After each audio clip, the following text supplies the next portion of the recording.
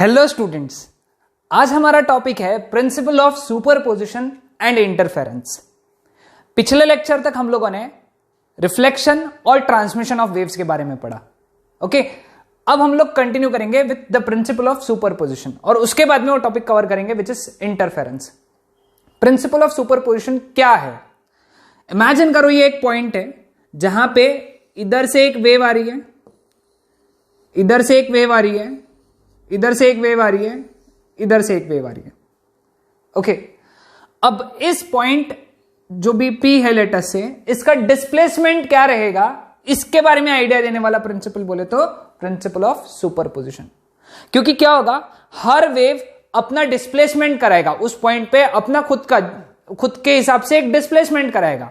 Okay, जैसे for example ये wave आया तो अब ये ऊपर जाने की कोशिश कर रहा है, ये सब यहां देख रहे हो, सपोज ये वेव जो है ये नीचे जाके ऐसा ऊपर जाने की कोशिश कर रहा है तो ये उसको ऊपर ढकेलेगा। ये वेव ऐसा आ रहा है तो ये वेव इसको इधर ढकेलेगा, ये वेव इसको इधर ढकेलेगा, ये वेव इसको इधर साइड ढकेलेगा। मतलब हर कोई अपना खुद का डिस्प्लेसमेंट कराने का कोशिश करेगा उस पॉइंट P पे। तो पॉइंट P का रिजल्टेंट डिस्प्लेसमेंट कितना रहेगा, इसका आइडिया देने वाला concept that is principle of superposition. Okay, P point का रिजल्टेंट डिस्प्लेसमेंट जब दो या दो से ज्यादा वेव वहां पे आएगी तो कितना रहेगा, इसके बारे में आइडिया देने वाला concept is principle of superposition. Okay, तो पहले इसका मतलब स्टेटमेंट बता देता हूं। व्हेनेवर टू और मोर वेव्स, दो या दो से ज्यादा wave arrive at a point simultaneously, arrive at a point simultaneously मतलब एक ही साथ में।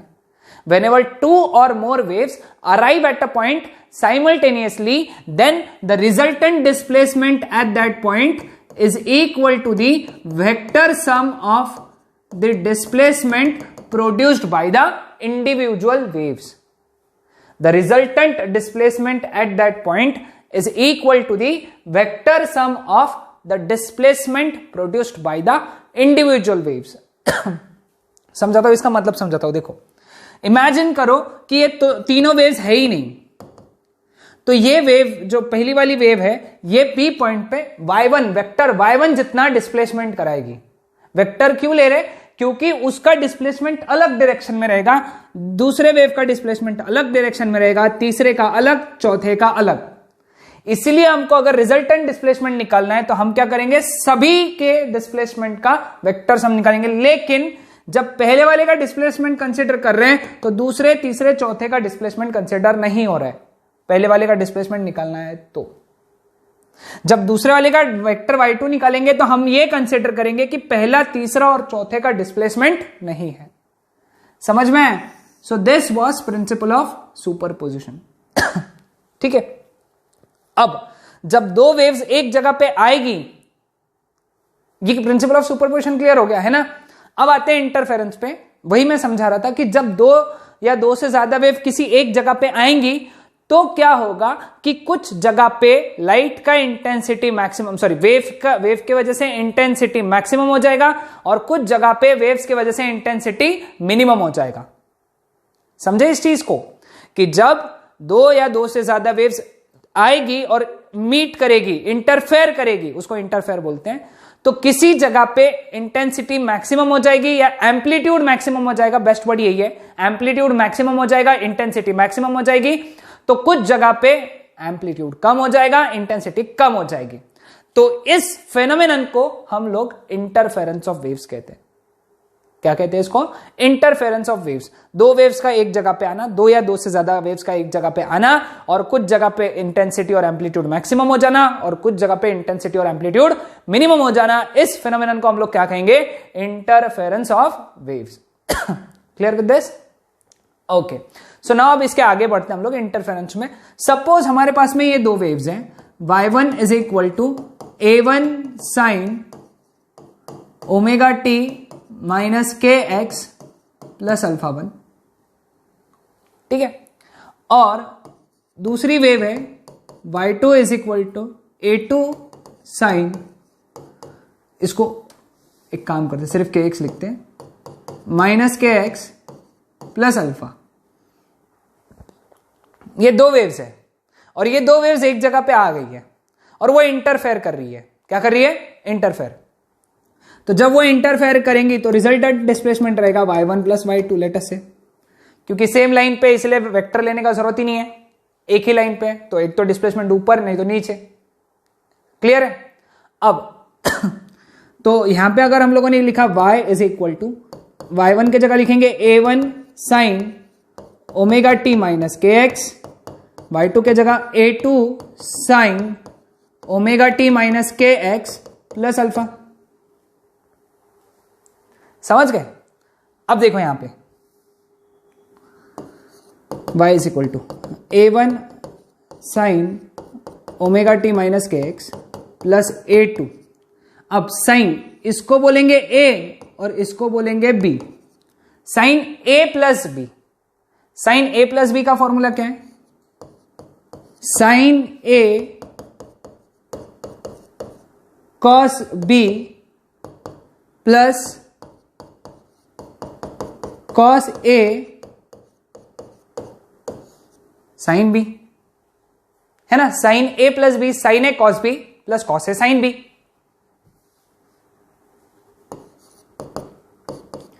a1 sine omega t minus k x plus brackets open a2 sine omega t minus k x cos alpha plus a2 cos omega t minus k x sine alpha. ठीक है? अब जो दो underline किए उनमें से कॉमन क्या निकला? उनमें से कॉमन निकला sign omega t minus k x, bracket में बचा a1 plus a2 cos alpha plus a2 cos omega t minus k x sine alpha. अब देखो यहां पे ये टर्म जो है ब्रैकेट वाली, इसको क्या लिख रहा हूं? देखो मैं a1 plus a2 cos alpha, a1 plus a2 cos alpha के जगह में लिखूंगा r कॉस डेल्टा। क्योंकि फॉर्मेट देखो क्या है, एक एम्पलीट्यूड की टर्म है, एक कॉस की टर्म है, एक एंगल की टर्म है। जब यहां कुछ भी नहीं है मतलब क्या रहा होगा? कॉस और जीरो रहा होगा, क्योंकि कॉस 0 1 होता है। a1 है मतलब क्या रहा होगा? ऐसा रहा होगा,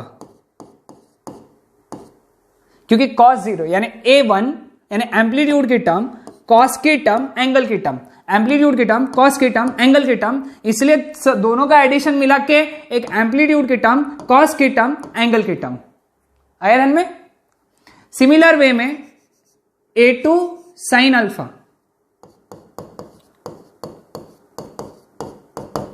के जगह लिखूंगा r साइन डेल्टा। अगेन वही एम्पलीट्यूड की टर्म, साइन की टर्म, डेल्टा की टर्म। ठीक है? तो क्या हो जाएगा इक्वेशन वहां पे? y इज इक्वल टू, ये इक्वेशन क्या हो गया? r cos delta sine omega t minus k x plus r sine delta cos omega t minus k x. Therefore y is equal to, ये जो पूरी टर्म है r कॉमन निकला और जो ब्रैकेट है उसमें बचा sign omega t minus k x cos delta, cos omega t minus k x sine delta. तो क्या बचेगा finally? Sign omega t minus k x, ये टी है ना, omega t minus k x plus delta. ठीक है? अब यहां पे आर को नाम दे देंगे सबसे पहले, और आर को बोलेंगे हम लोग आज से रिजल्टेंट एम्पलीट्यूड।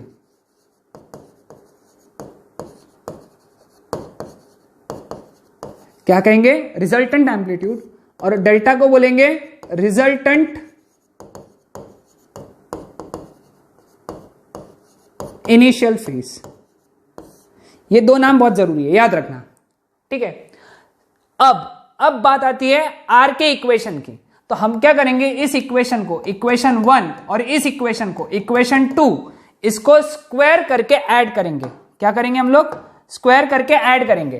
तो पहला इक्वेशन क्या हो जाएगा, r square cos square delta plus दूसरा क्या हो जाएगा, r square sine square delta. Left side में क्या आ जाएगा, ये तो पूरा ब्रैकेट है, इसका स्क्वायर आएगा। इसका स्क्वायर कैसे लिखेंगे हम लोग, a plus b whole square type में लिखेंगे। तो क्या आएगा उसका, a1 square plus twice a1 a2 cos alpha plus a2 square cos square alpha. ये इसका स्क्वायर हो गया। अब इसका स्क्वायर क्या आएगा, plus a2 square sine square alpha. Common क्या निकला, ए स्क्वायर, ब्रैकेट में क्या बचा, cos square alpha plus sine square alpha, जिसका आंसर 1। तो देयरफॉर इसमें से भी वही कॉमन निकला, आर स्क्वायर कॉमन निकला, ब्रैकेट में sine square delta plus cos square delta which is 1। तो R square is equal to a1 square plus इसका लिखा अपन ने a2 square plus twice a1 a2 cos alpha. Therefore, resultant amplitude R is equal to under root of a1 square plus a2 square plus twice a1 a2 cos alpha।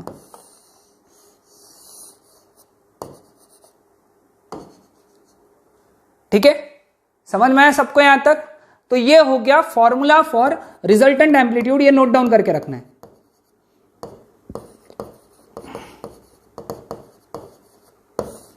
Resultant amplitude R is equal to under root of a1 square plus a2 square plus twice a1 a2 cos of alpha। Clear with this? Sorry।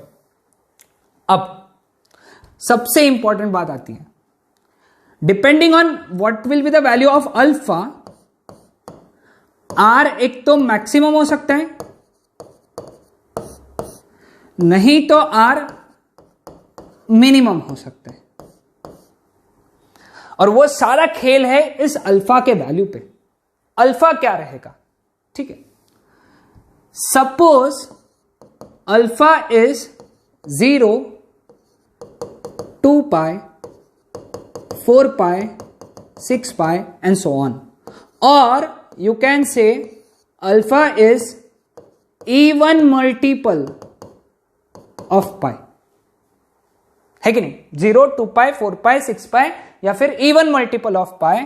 तो उस case में cos alpha हमेशा 1 रहेगा, क्योंकि cos 0 1, cos 2 पाई 1, cos 4 पाई 1, cos 6 पाई 1। तो उस case में अगर ये वैल्यू अपन ने, ये वाला वैल्यू अगर हम लोगों ने 1 डाला, तो रूट के अंदर बचता है a1 square plus a2 square plus twice a1 a2 root के अंदर, यानी r का वैल्यू बन जाएगा फिर वहां से a1 प्लस a2, क्योंकि रूट के अंदर बन जाएगा a1 plus a2 whole square and this would be the maximum amplitude. This would be the maximum amplitude. Now अगर अल्फा के value pi, 3 pi, 5 pi, 7 pi ऐसे रहेंगे, और you can say alpha is odd multiple of पाई।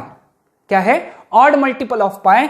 तो उस case में cos alpha -1 रहेगा, क्योंकि कॉस पाई, कॉस 3 पाई, कॉस 5 पाई, कॉस 7 पाई ये सब माइनस है, -1 है। तो उस केस में आर का वैल्यू रहेगा a1 माइनस a2 और ये रहेगा मिनिमम वैल्यू। समझ गए, क्लियर है यहां तक। अब इसी के बाजू में एक कंसेप्ट रह गया था, रिजल्टेंट इंटेंसिटी। रिजल्टेंट इंटेंसिटी, अब intensity is directly proportional to amplitude square.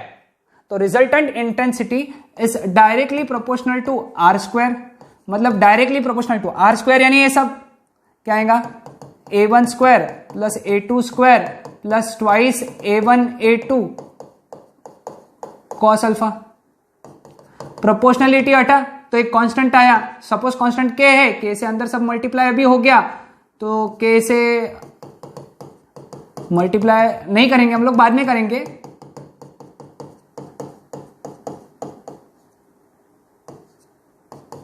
ठीक है, अब के A1 स्क्वायर के जगह लिख सकते हैं हम लोग I1, क्योंकि I1 would be equal to k A1 square, I2 would be equal to k A2 square. तो क्या आएगा यहां पे I1 plus I2 plus 2 root I1 I2 cos alpha. बहुत इंपॉर्टेंट है, नोट डाउन करके रखो, स्टार मार्क करके रखो। अब रिजल्टेंट इंटेंसिटी, वहां पे कॉस अल्फा की जगह अगर ये वैल्यूज डाले हम लोगों ने, तो I max maximum intensity that would be equal to root I1 plus root I2 whole square, और I minimum would be root I1 minus root I2 whole square. समझ में आए? तो ये हो गया मैक्सिमम इंटेंसिटी का फॉर्मूला, ये हो गया मिनिमम इंटेंसिटी का formula. Clear with this? Okay.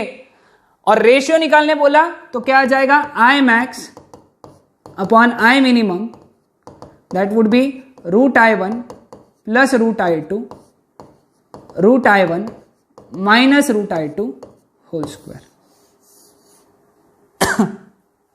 ठीक है, अब जब इंटेंसिटी मैक्सिमम होगी तब हम लोग कहेंगे कंस्ट्रक्टिव इंटरफेरेंस हुआ। क्या हुआ?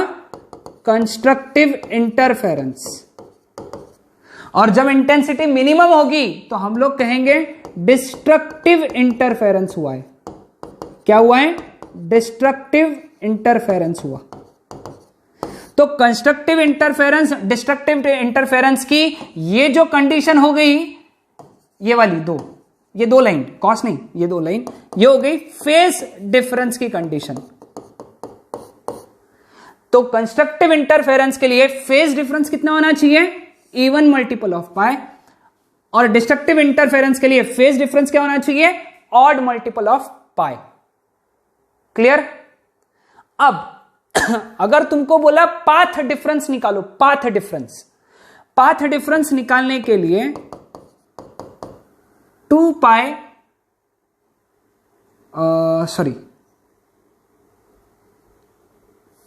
एक्सट्रीमली सॉरी, पार्ट डिफरेंस के लिए, पार्ट डिफरेंस के लिए मैंने तुमको बताया, पार्ट डिफरेंस के लिए देखो delta x path difference, delta phi phase difference, lambda और यहां पे 2 पाई। तो डेल्टा एक्स का फॉर्मूला क्या रहेगा? यहां पे नहीं लिखता हूं, यहां लिखता हूं। डेल्टा एक्स का फॉर्मूला यहां से क्या बनेगा? Delta lambda, delta phi lambda by 2 pi. यानी इसको लैम्बडा बाय 2 पाई से डिवाइड करना है, मल्टीप्लाई करना है। किससे मल्टीप्लाई करना है? लैम्बडा बाय 2 पाई से। लैम्बडा बाय 2 पाई से मल्टीप्लाई करेंगे तो पार्ट डिफरेंस की कंडीशन क्या आएंगी? पहला कंडीशन 0, दूसरा लैम्बडा बाय 2, तीसरा सॉरी यहां पे आएगा एक्सट्रीमली सॉरी 0, दूसरा आएगा लैम्बडा, तीसरा आएगा 2 लैम्बडा, चौथा आएगा 3 लैम्बडा एंड सो ऑन। अब ये बहुत इंपॉर्टेंट ध्यान देना, इसको मैं क्या लिख सकता हूं? 0 into lambda by 2, 2 into lambda by 2, 4 into lambda by 2। इसको क्या लिख सकते हैं हम लोग? 6 इंटू लैम्बडा बाई 2। समझ में आ रहा है हम क्या कर रहे हैं? 0 को ऐसे ही लिखा 0 इंटू लैम्बडा बाई 2, लैम्बडा को लिखा 2 इंटू लैम्बडा बाई 2, 2 कट होकर लैम्बडा ही बचेगा, 2 लैम्बडा को लिखा 4 इंटू लैम्बडा बाई 2। क्यों लिखा है ऐसा? क्योंकि 0, 2, 4, 6 यानी क्या है? इवन मल्टीपल किसके? लैम्बडा बाई 2 के। तो अगर path difference even multiple of lambda by 2 रहेगा, कौन? पाथ डिफरेंस, तभी भी क्या होगा? Constructive interference. सिमिलर वे में मैं यहां पे प्रूव कर सकता कि पाथ डिफरेंस अगर ऑड मल्टीपल, क्या है? Odd multiple of lambda by 2, तो क्या होगा? Destructive interference. Constructive interference even multiple of lambda by 2, path difference odd multiple of lambda by 2, path difference destructive interference. Path difference, phase difference even multiple of pi, odd multiple of pi. यानी phase difference की condition pi के format में रहेगी और path difference की condition lambda by 2 के format में रहेगी। Clear with this? So this was all about our topic, principle of superposition and interference of waves. That's it.